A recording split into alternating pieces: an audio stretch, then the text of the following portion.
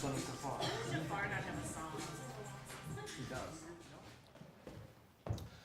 So while Richard lays asleep and his face muscles slowly forget how to smile, an MC holds on to temporary shine beneath the broken light, and the wandering freshman drinks to the weekend.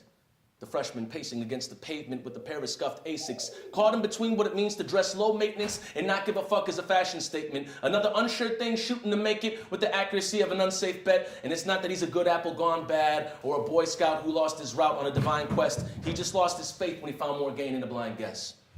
Wandering crowded houses, beer-soaked carpets and couches, reaching for the bottom of the bottle, tipping his head back and giving him reason to holler, that hurricane can never take my dad because I never had a father.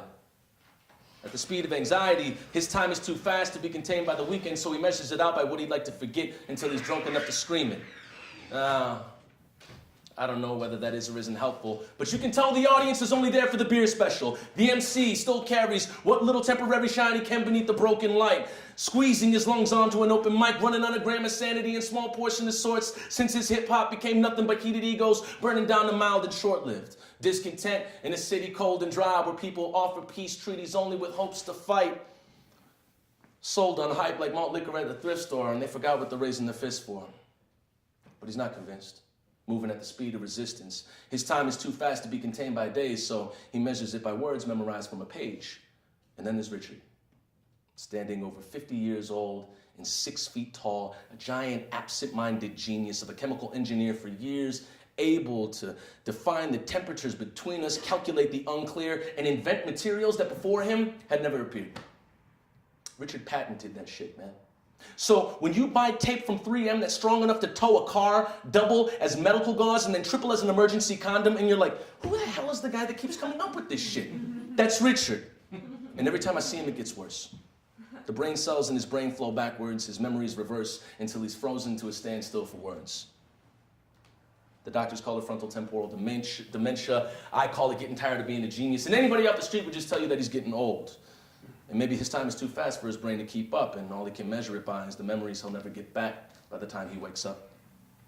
So while Richard lays asleep and his face muscles slowly forget how to smile, I'm soaking up temporary shine beneath the broken light and drinking until the law tries to stop me. And if this is supposed to be a love poem, I guess around now I should start making it sound like one. Jenny, I'll hold your hand like Richard does every piece of his mind and brain cell before it loses its life, because you hold on to something with a little more conviction knowing it has to die. And you're beautiful like gravity, which no efforts can defy, and can crease careless smiles sharp enough to cut through 5 layers of pride. We all know that. I'm stupid for you. Maybe I need new Asics.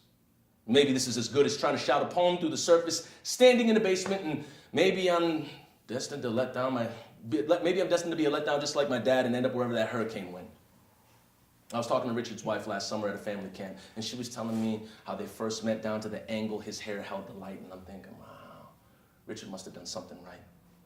She said he forgets things because of his frontal temporal dementia, his genius fatigue. I told her if he ever forgets how to smile, I know a woman named Jenny with a face that can help him remember.